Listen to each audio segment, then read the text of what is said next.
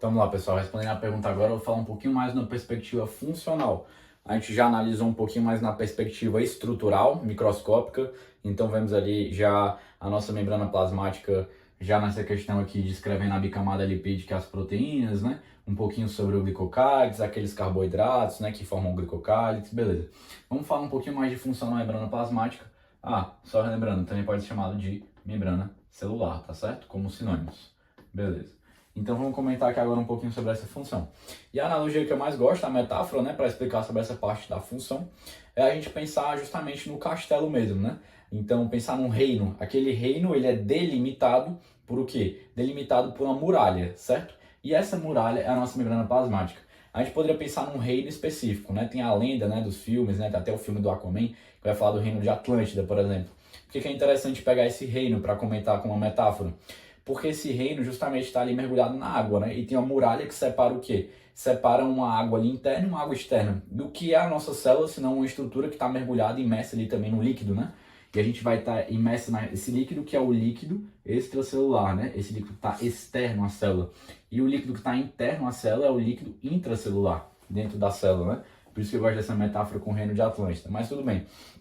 Vamos pensar num reino geral aqui. Então tem um reino e esse reino tem coisas ali que ocorrem dentro do reino. Então tem as escolas, tem um moinho para moer o trigo, né? Tem, enfim, para preparar ali a plantação, para sair ali uma forma de energia para quem vive dentro da célula, que a gente poderia chamar de ATP, que é a da moeda energética, né, do nosso organismo, para funcionar ali dentro da célula. Então existem as escolas, existem também as fábricas, né, que seriam justamente o que representam as organelas. Enfim, então é só essa metáfora para a gente entender que existem coisas que ocorrem ali dentro desse ambiente do reino, dentro da célula, dentro ali da estrutura da muralha que é a membrana plasmática.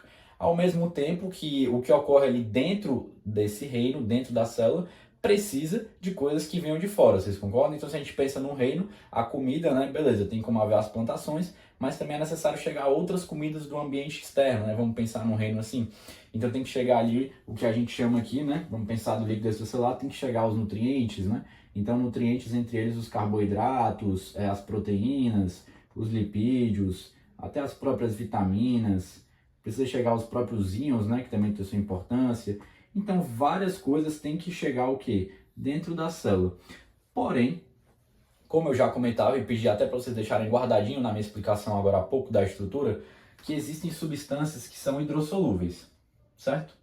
E eu pedi para vocês guardarem, porque agora eu vou conversar com um pouquinho mais de calma sobre as substâncias hidrossolúveis de maneira ampla, né? Depois eu vou detalhar um pouquinho mais na frente numa porção específica do vídeo. Mas só para a gente entender a função, por isso que eu estou comentando sobre elas aqui. Então tem as substâncias hidrossolúveis, que a gente tem que avaliar da maneira um pouquinho diferente do que a gente comentava com as substâncias lipossolúveis. Porque as substâncias lipossolúveis é fácil demais, é tranquilo. Chegam ali na muralha, conseguem passar pela muralha como um fantasma atravessa uma parede. Então chega aqui substâncias lipossolúveis, oxigênio, gás carbônico, digamos, tem algumas vitaminas que são lipossolúveis, a gente pode citar o álcool, cita alguns fármacos, alguns remédios que têm uma composição lipossolúvel. E o que eles fazem se não atravessar a bicamada lipídica que, repito, né, como um fantasma atravessa uma parede, com extrema facilidade. Agora, como é que vai ficar as substâncias hidrossolúveis? Por exemplo, íons, como eu já comentava aqui, cadê os íons? Por exemplo, os próprios aminoácidos, por exemplo, a própria glicose, né, que são os carboidratos. Como é que essas substâncias hidrossolúveis vão fazer para atravessar essa muralha, para atravessar a nossa membrana plasmática, visto que elas não conseguem atravessar a bicamada lipídica? E aqui que vai entrar a importância funcional tão grande das proteínas, né? Então aqui só recapitulando, proteínas integrais, por exemplo, essas proteínas integrais, por sua vez, vão exercer o quê? Algumas delas, né, não todas as proteínas integrais, existem diferentes tipos, mas grande parte vão exercer a função de transporte. As proteínas carreadoras ou transportadoras, que a gente chama, e as proteínas de canal, né? Então são canais que facilitam. E eu queria aproveitar agora comentando da função que muitas dessas proteínas vão ter uma característica, já adianto, que é de seletividade. Isto é, a proteína vai deixar seletamente passar algumas coisas, ou a glicose, ou o íon. Então, existe uma proteína específica para a passagem de íons, por exemplo, ou existe até uma proteína específica, uma proteína de canal para passagem somente de sódio, ou somente de outro íon muito importante quando a gente está comentando das células, que é o íon potássio, Outro íon tão importante, o cálcio, né, para dar alguns exemplos, 3 principais, digamos, sódio, potássio e cálcio. Então essas proteínas transportadoras, por sua vez, vão o quê?